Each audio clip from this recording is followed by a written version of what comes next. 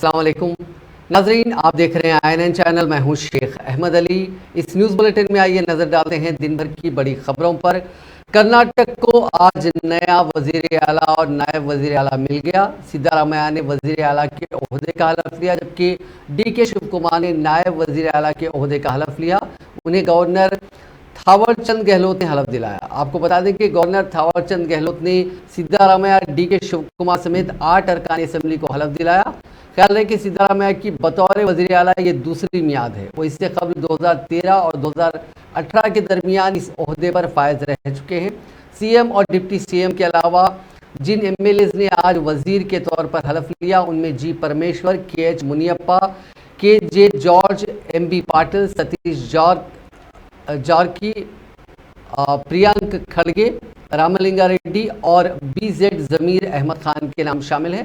तकरीबी हलफबरदारी में AICC के सदर मल्लिकार्जुन खड़गे, Congress leader Rahul Gandhi, AICC general secretary Priyanka Gandhi, Rajasthan के वजीर आला अशोक गहलोत, बिहार के वजीर आला नीतीश कुमार, तमिलनाडु के वजीर आला MK स्टालिन, जम्मू कश्मीर के साबिक वज़ीर आला फारूक अब्दुल्ला और महबूबा मुफ्ती, बिहार के नायब वजीर आला तेजस्वी यादव, CPM के जनरल सेक्रेटरी सीताराम येचुरी और दीगर सीनियर कायदीन मौजूद थे।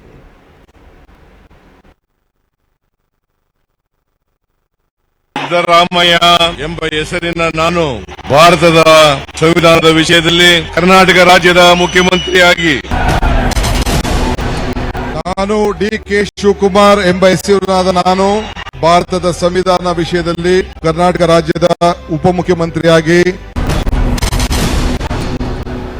ಡಾಕ್ಟರ್ G ಪರಮೇಶ್ವರ ಎಂಬ ಹೆಸರಿನ ನಾನು ರಾಜ್ಯದ ಮಂತ್ರಿಯಾಗಿ ನನ್ನ ಕರ್ತವ್ಯಗಳ ಯುಕ್ತ ನಿರ್ವಹಣೆಗೆ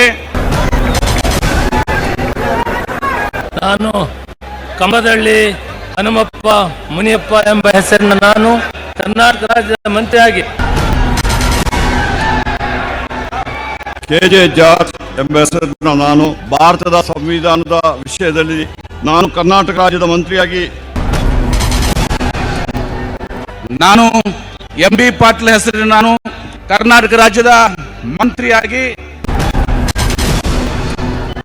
ನಾನು ಸತೀಶ್ ಜಾರಕಿಹೊಳಿ ಎಂಬ ಹೆಸರಿನ ನಾನು ಕರ್ನಾಟಕ ರಾಜ್ಯದ ಮಂತ್ರಿಯಾಗಿ ಖರ್ಗೆ ಎಂಬ ಹೆಸರಿನ ನಾನು ಕರ್ನಾಟಕ ರಾಜ್ಯದ ಮಂತ್ರಿಯಾಗಿ ನಾನು ರಾಮಲಿಂಗಾರೆಡ್ಡಿ ಹೆಸರಿನ ಕರ್ನಾಟಕ ರಾಜ್ಯದ ಮಂತ್ರಿಯಾಗಿ ನನ್ನ ಕರ್ತವ್ಯಗಳನ್ನು ಶ್ರದ್ಧಾಪೂರ್ವಕವಾಗಿ I, BZ Zamir Ahmad Khan, that I will fulfill and consider discharge my duties as a minister for the state.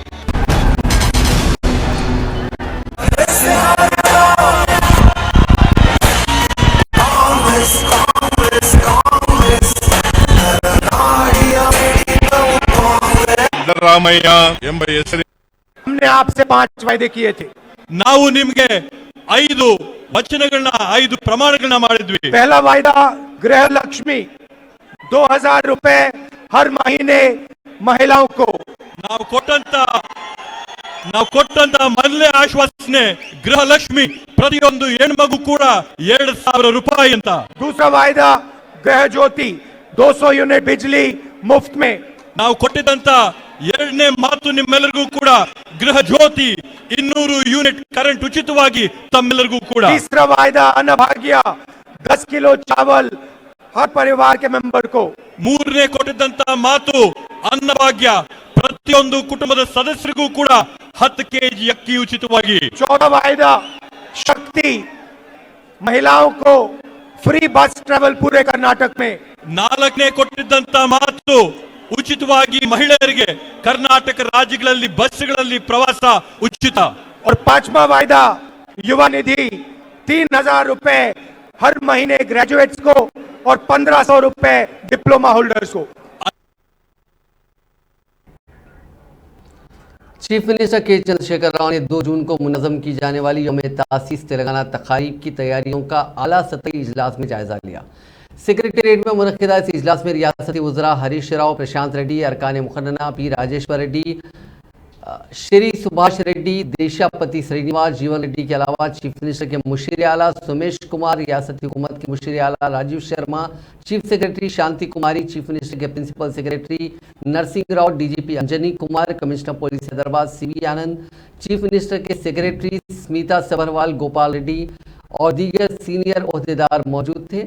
इस मौके पर चीफ मिनिस्टर ने 2 जून से 21 जून तक रियासत भर में मनाए जाने वाली यौम तासीस तेलंगाना की तकारीब को फकीरुल मिसाल बनाने की ओहदेदारों को हिदायत दी। उन्होंने कहा कि 2 जून को हैदराबाद में मुनक्किद होने वाली तकरीब में वो खुद शिरकत करेंगे, जबकि अजला में मुनक्किद होने वाली तकारीब में मुताल्लिका जिला के इंचार्ज वजीर और अरकान असम्बली, अरकान मुखन्ना शिरकत करेंगे और कौमी परचम लहराएंगे। उन्होंने ओहदेदारों को हिदायत दी कि तेलंगाना की तश्कील एक दहे में दाखिल हो गई है, ऐसे में इस तकारीब को बड़े पैमाने पर मुनक्किद किया जाएगा।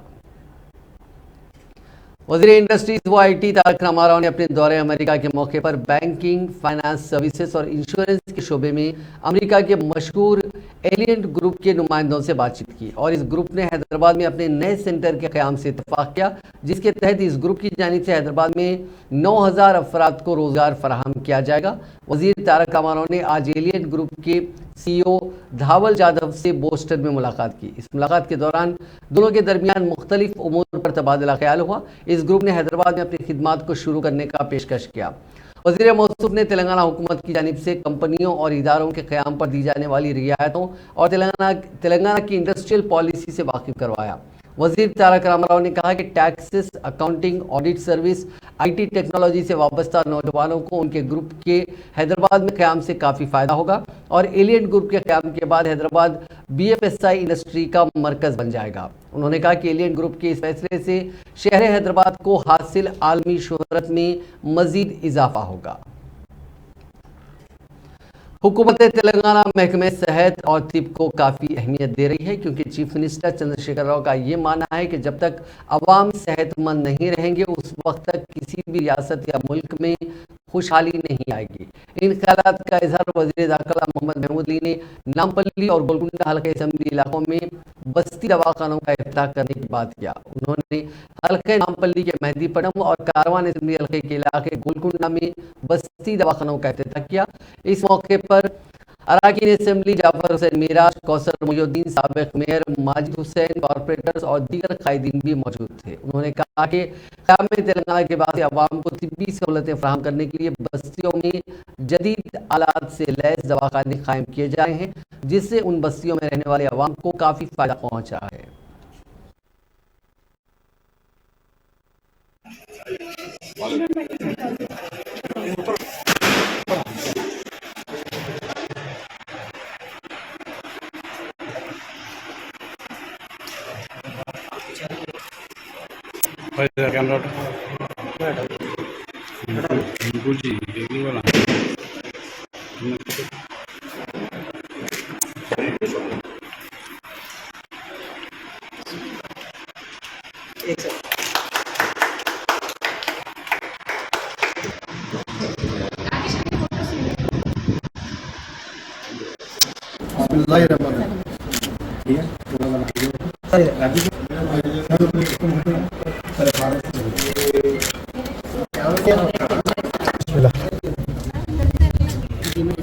बिस्मिल्लाह।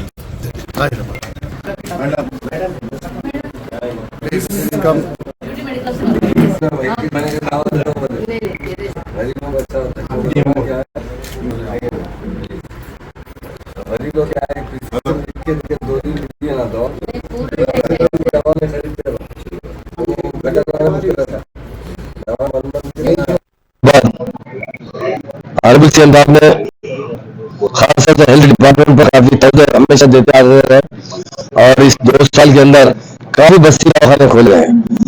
आज नामपल्ली कॉन्स्टिट्यूंसी में जाफर हुसैन मेरा साहब के साथ एक बस्ती दवाखाने का इनॉग्रेशन किया गया और कारवान में यहाँ के अजीज MLA कौसर मोहिउद्दीन साहब के साथ यहाँ पर एक बस्ती दवाखाने का इनॉग्रेशन किया गया। यहाँ के डॉक्टर्स, कॉर्पोरेटर्स, हमारे जितने दीगर डिपार्टमेंट के विचार है, बस्ती दवाखाने से बहुत सहूलत होती है। लोग बस्ती में दवाखाना तो इमीडिएट आकर बताते हैं और सबसे बड़ी खास बात यह यहाँ पे दवाई एक में है कि एक साथ दिए जा रहे हैं, फ्री दवाएं दी जा रही है। अभी हम डॉक्टरों से हमने बात की, हमारे MLA साहब भी बात किए, तो मैं कहा कि बहुत स्टाफ हमारे पास रखा गया और मैं हमारे अफसर से गुजारिश करता हूँ कि सीएम साहब का जो मकसद है गरीब आवाम को सही इलाज होना चाहिए, उसकी अमलावरी के लिए यहाँ के कारपोरेटर साहब पर भी जिम्मेदारी है, एमएलए साहब पर भी है और हमारे जितने डिपार्टमेंट के ऑफिसर्स है, डॉक्टर्स है, वक्त पर दवा मंगाकर लोगों को, गरीबों को दवा दीजिए। बस्ती दवाखाने से बहुत बड़ा फायदा है और खासतौर से लैब का इनॉग्रेशन कई किया है। यहाँ पर जितने टेस्ट होते हैं मैं समझता हूँ 57 टेस्ट यहाँ पर किए जाते हैं, उसके लैब को बेसिक रिपोर्ट मंगाई जाती है। तो बस्ती दवा के लोगों के लिए बहुत एक फायदेमंद चीज है और इलाज सबसे अहम चीज है। आज के जमाने में आदमी जल्दी बीमार भी हो जा रहा है, बूढ़ा भी हो जा रहा है, क्योंकि टेंशन बहुत ज्यादा है इंसान को, हालात की वजह से, महंगाई की वजह से। तो दिन ब दिन जिस तरह हालात गुजर रहे हैं उसकी वजह से लोग वक्त पर अपना इलाज करा लेंगे तो सेहतमंद रहेंगे।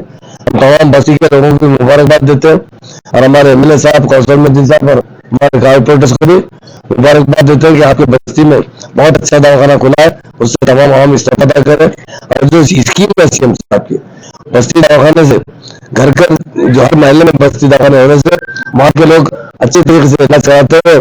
बाहर अगर दवाखाने में जाएंगे तो डॉक्टर को बताने के लिए 200 रुपये देना पड़ता है, दवा खरीदने लग पैसे लगाना पड़ता है। मतलब मुकम्मल तरीके से फ्री इलाज किया जाए, दवा भी दी जाए, उसके लिए हम आगे सीएम आपका और हेल्थ मिनिस्टर शुक्रिया।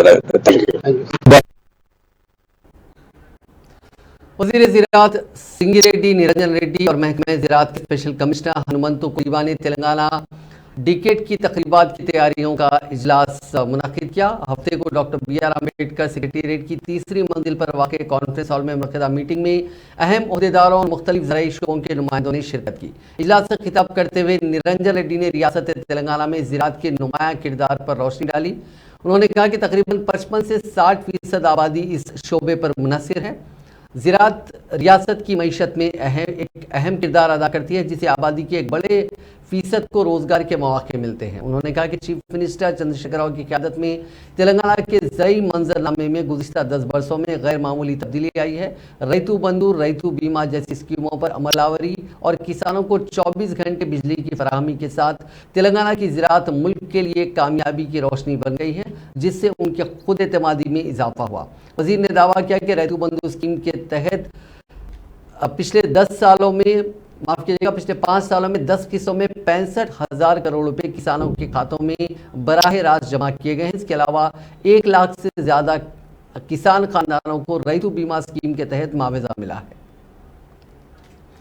वज़ीर फाइनेंस श्री हरीश राव ने यासंगी मौसम के दौरान वाफर फसल का सहरा चीफ मिनिस्टर चंद्रशेखर राव को दिया। उन्होंने जोर देकर कहा कि कालेश्वरम प्रोजेक्ट की तकमील से हज़ारों टन फसलों की बड़े पैमाने पर पैदावार हासिल करना मुमकिन हो गया है। वज़ीर हरीश राव ने किसानों को यकीन दिलाया कि हुकूमत उनसे हर अनाज की मुनासिब कीमत पर खरीदारी करेगी। उन्होंने अपनी मायूसी का इजहार किया कि दीगर रियासतें तेलंगाना की तरह उनके किसानों को मदद फराहम नहीं कर रही हैं, जिसकी वजह से पड़ोसी इलाकों के किसान रियासत में अपनी पैदावार फरोख्त करने पर मजबूर हैं।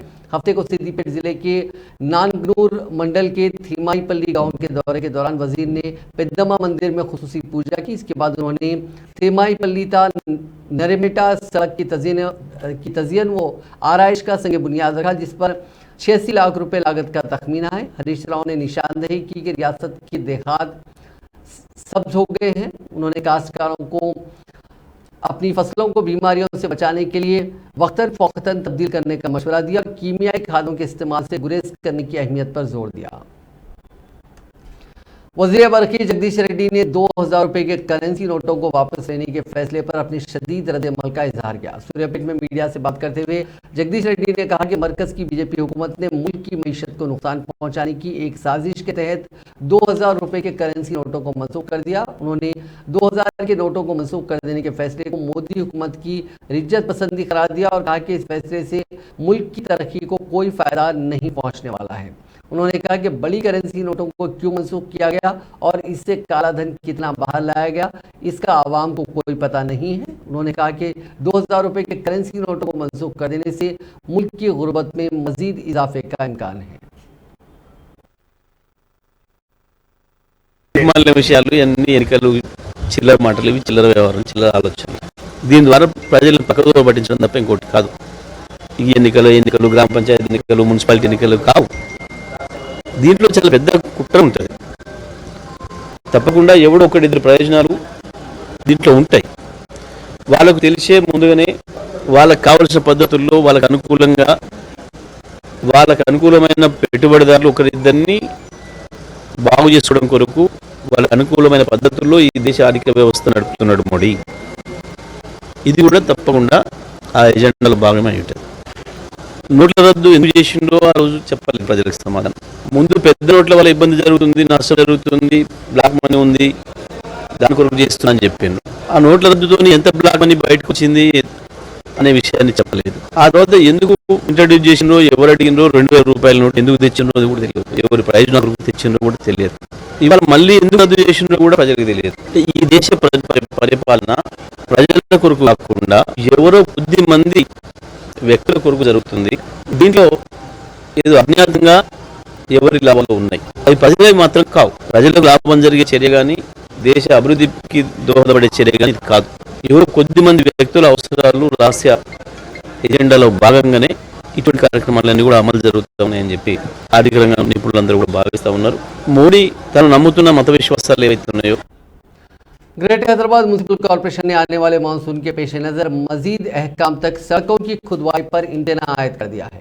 तमाम सरकारी महकमों और खानगी एजेंसीज को ऑप्टिकल फाइबर केबल और पाइपलाइंस की तंजीब के लिए सड़कों की खुदवाई की इजाज़त दी जाएगी। जीएचएमसी के एक जराये ने बताया कि Hyderabad metropolitan water supply and sewerage port transmission corporation of India Telangana limited के अलावा Telangana state southern power distribution company limited के साथ चंद दूसरे महकमे ग्रेटर हैदराबाद में मुख्तलिफ काम कर रहे हैं। जराये ने बताया कि सड़कों की खुदवाई के लिए कमिश्नर जीएचएमसी से क़ब्ल वक्त इजाज़त हासिल करना ज़रूरी करार दिया गया। ये इम्तिना तवक्को है कि 31 अक्टूबर को ख़त्म किया जाएगा। ताहम इस मुद्दत के दौरान अगर किसी मखसूस सड़क पर खुदवाई नागुज़ीर हो जाती है तो ऐसी सूरत में कमिश्नर जीएचएमसी से इजाज़त हासिल करनी होगी। तेलुगुदेशम पार्टी के कौमी सदर एन चंद्रबाबू नायडू ने हफ्ते को इल्ज़ाम आयद किया है कि एक वाहिद सरमाकार भी आंध्र प्रदेश में सरमाकारी के लिए पुरुमीद नहीं है। उन्होंने chief minister Y Jaganmohan Reddy को तनकीद का निशाना बनाते हुए कहा कि बैरूनी रियासत सरमाकारी में आंध्र प्रदेश 14वें मुकाम पर पहुंच गया है।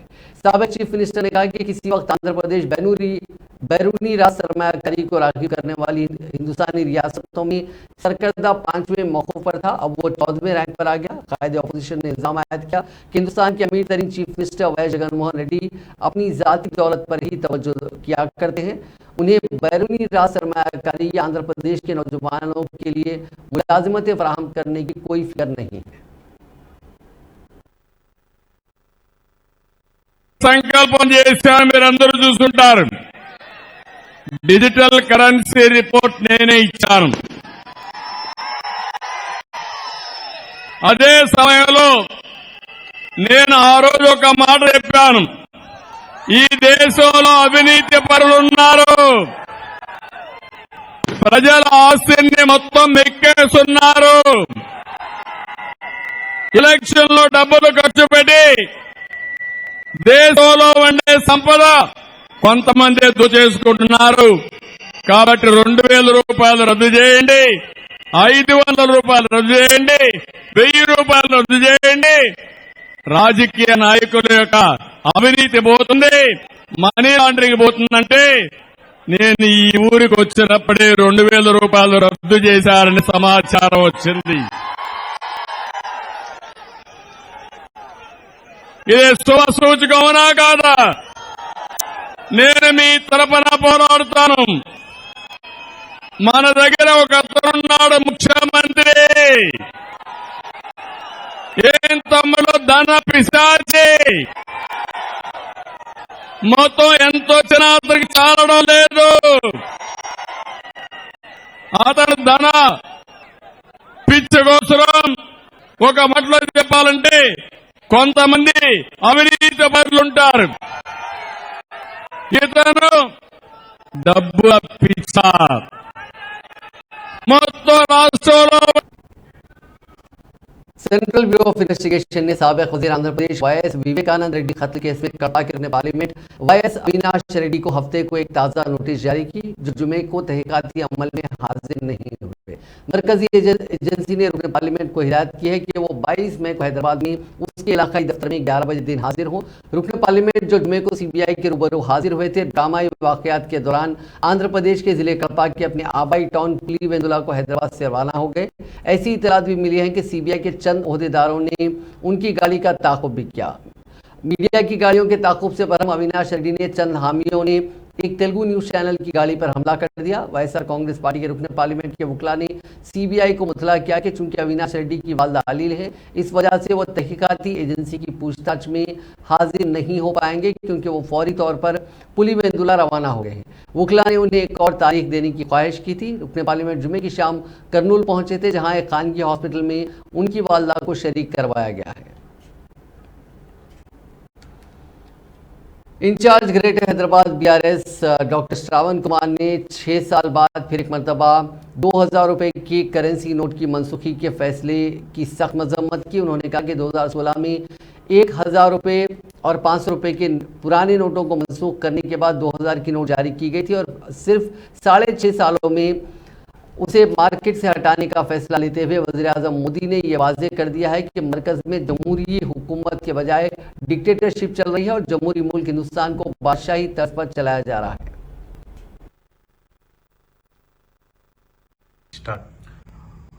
2000 नोट को रद्द करते हुए जो मोदी का हुकूमत फिर से एक बार निर्णय लिया है, दरअसल ये निर्णय फिर से एक बार मोदी हुकूमत उनका बेवकूफी दिखा रहे हैं।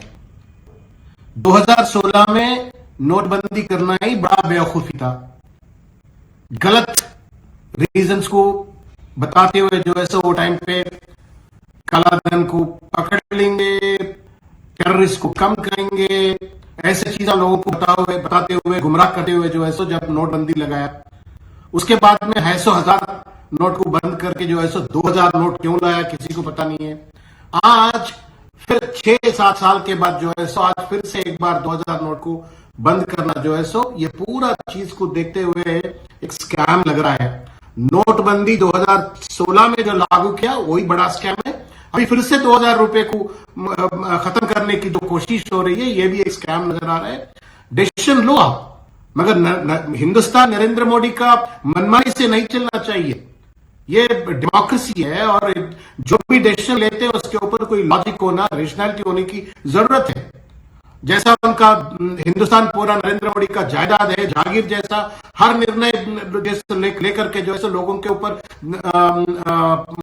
दबाव डालने की जो कोशिश हो रहा है ये गलत है। हमारी मांग यही है, जब आप 1000 नोट क्यों बंद किए हैं, उसके जगह में 2000 नोट क्यों लागू किए हैं?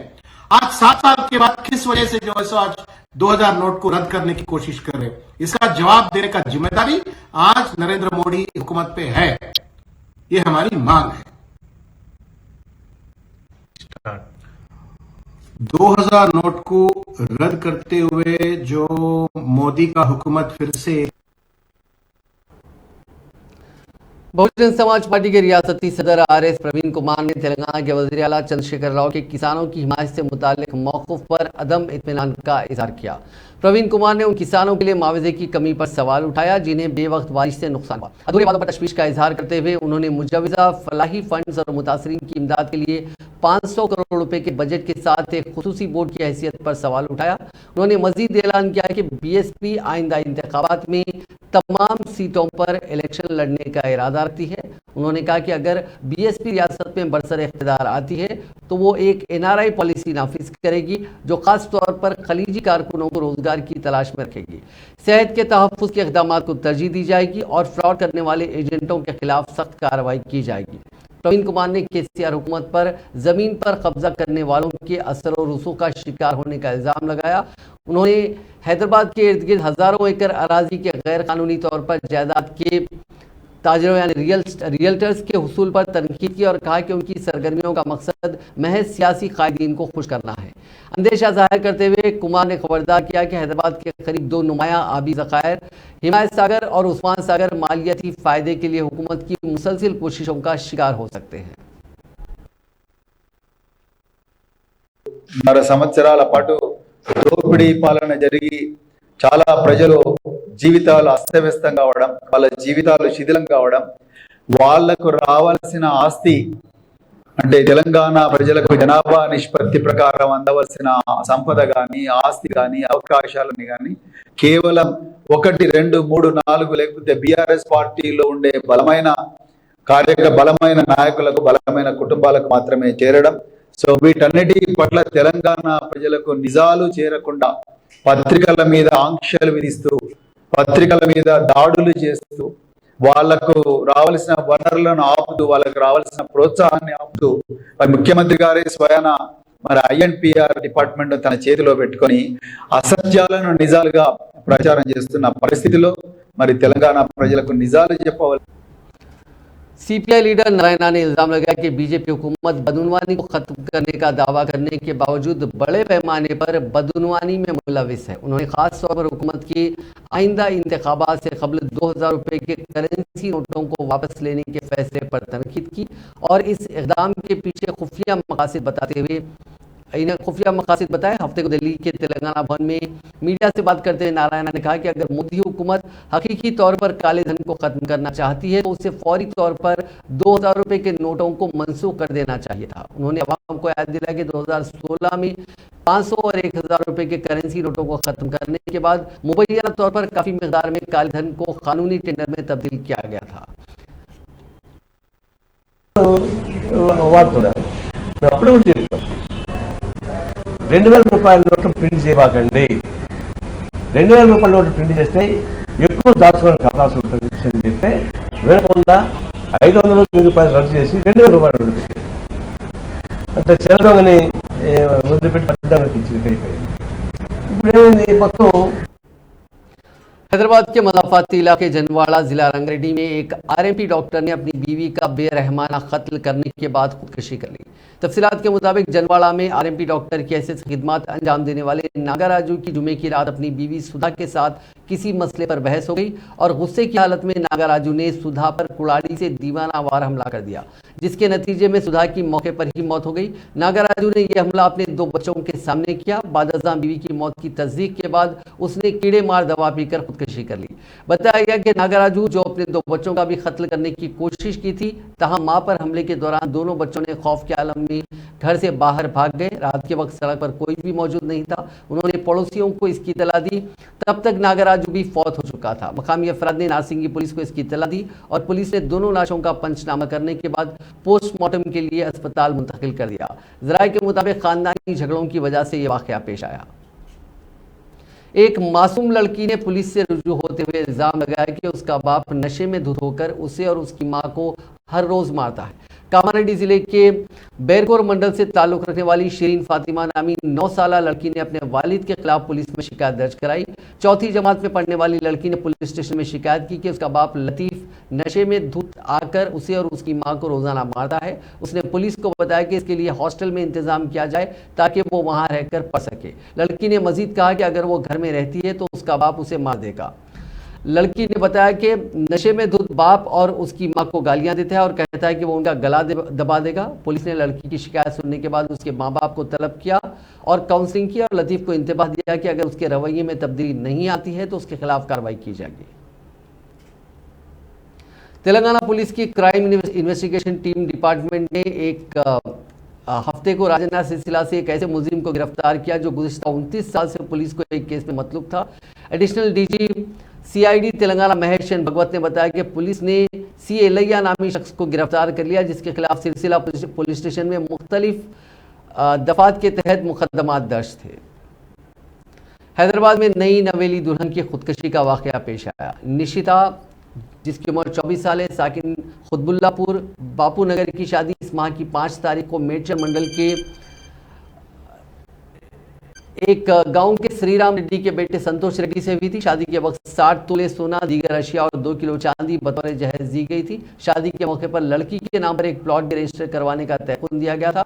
दूल्हा प्लॉट नाम पर करवाने के मसले पर अपनी दुल्हन को हरासा करा था, जिससे तंग आकर कल दुल्हन ने फांसी ले ली।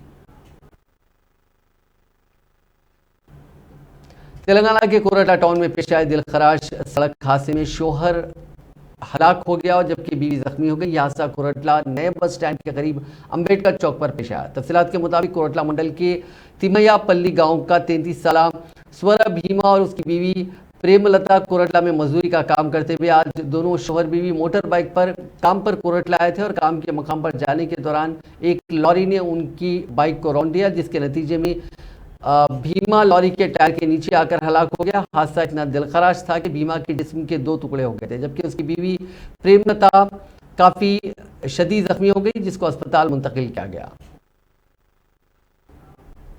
नाज़रीन, इस न्यूज़ बुलेटिन में बस इतना ही। आप देखते रहिए INN चैनल।